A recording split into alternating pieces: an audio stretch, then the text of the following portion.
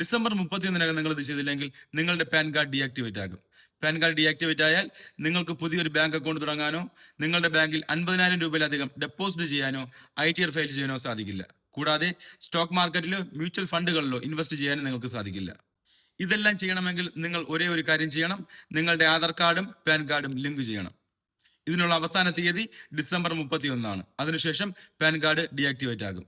അതിനാൽ ഡീആക്ടിവേറ്റ് ആകുന്നതിന് മുമ്പ് ഇത് ചെയ്യുക. നിങ്ങളുടെ ആധാർ കാർഡും പാൻ കാർഡും ലിങ്ക് ചെയ്തിട്ടുണ്ടോ എന്ന് എങ്ങനെ പരിശോധിക്കാം? സ്ക്രീനിൽ കാണുന്ന ഈ വെബ്സൈറ്റിൽ പോയി കുറച്ച് താഴേക്ക് സ്ക്രോൾ ചെയ്താൽ ലിങ്ക് ആധാർ സ്റ്റാറ്റസ് എന്ന ഓപ്ഷൻ കാണാം. അതിൽ ക്ലിക്ക് ചെയ്ത് ആധാർ നമ്പറും പാൻ നമ്പറും നൽകുക. വ്യൂ ലിങ്ക് ആധാർ സ്റ്റാറ്റസ് എന്നതിൽ ക്ലിക്ക് ചെയ്താൽ പാൻ കാർഡ് ലിങ്ക് ചെയ്തിട്ടുണ്ടോ ഇല്ലയോ എന്ന് കാണിക്കും. ലിങ്ക് ചെയ്തിട്ടില്ലെങ്കിൽ ബാക്കിൽ പോയി ലിങ്ക് ആധാർ തിരഞ്ഞെടുത്ത് വിവരങ്ങൾ നൽകി ലിങ്ക് ആക്കുക.